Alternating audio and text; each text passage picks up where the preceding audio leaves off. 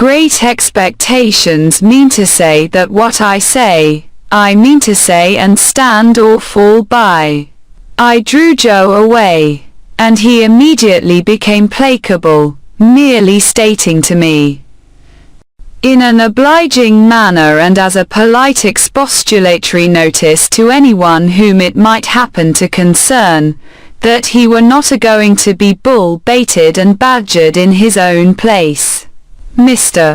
Jaggers had risen when Joe demonstrated, and had backed near the door. Without evincing any inclination to come in again, he there delivered his valedictory remarks. They were these: "Well, Mr. Pip, I think the sooner you leave here, as you are to be a gentleman, the better. Let it stand for this day week, and you shall receive my printed address in the meantime. You can take a hackney coach at the stage coach office in London, and come straight to me. Understand that I express no opinion, one way or other, on the trust I undertake. I am paid for undertaking it, and I do so. Now, understand that. Finally, understand that." He was throwing his finger at both of us, and I think would have gone on, but for his seeming to think Joe dangerous, and going off. Something came into my head which induced me to run after him, as he was going down to the Jolly Bargeman where he had left a hired carriage. "I beg your pardon, Mr. Jaggers." "Halloa," said he, facing round. "What's the matter?"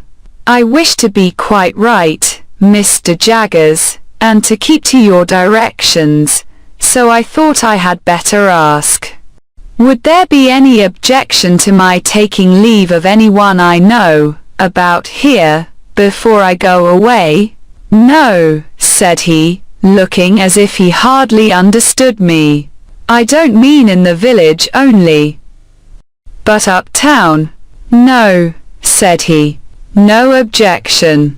I thanked him and ran home again, and there I found that Joe had already locked the front door and vacated the state parlour, and was seated by the kitchen fire with a hand on each knee, gazing intently at the burning coals.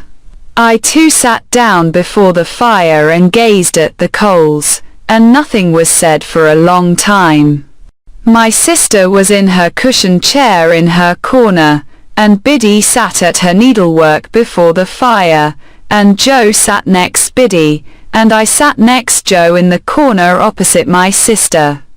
The more I looked into the glowing coals, the more incapable I became of looking at Joe. The longer the silence lasted, the more unable I felt to speak. At length I got out, "Joe, have you told Biddy?" "No, Pip," returned Joe, still looking at the fire, and holding his knees tight, as if he had private information that they intended to make off somewhere. "Which I left it to yourself, Pip.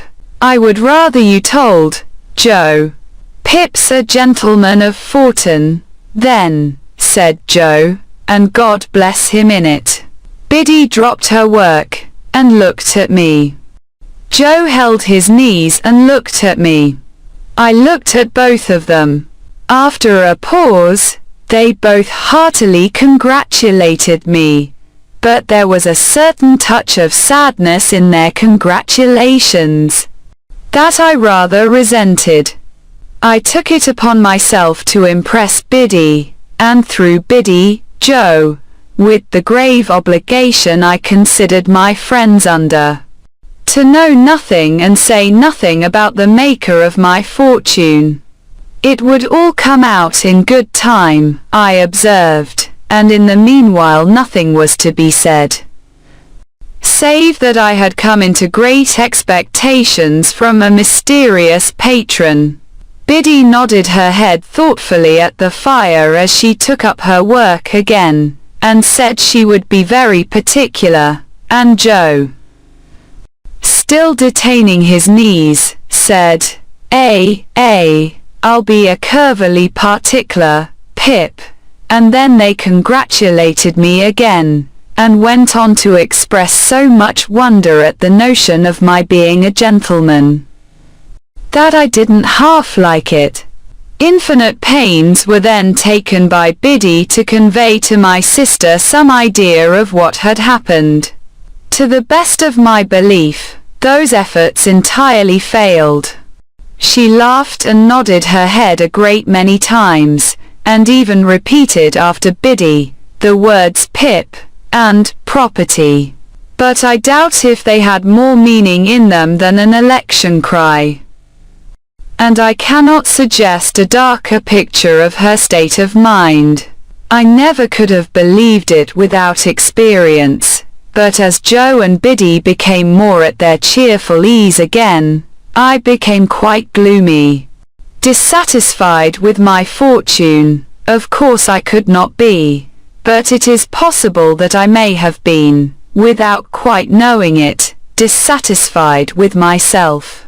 Anyhow, I sat with my elbow on my knee and my face upon my hand, looking into the fire, as those two talked about my going away, and about what they should do without me, and all that. And whenever I caught one of them looking at me, though never so pleasantly, and they often looked at me, particularly Biddy, I felt offended, as if they were expressing some mistrust of me, though heaven knows they never did by word or sign.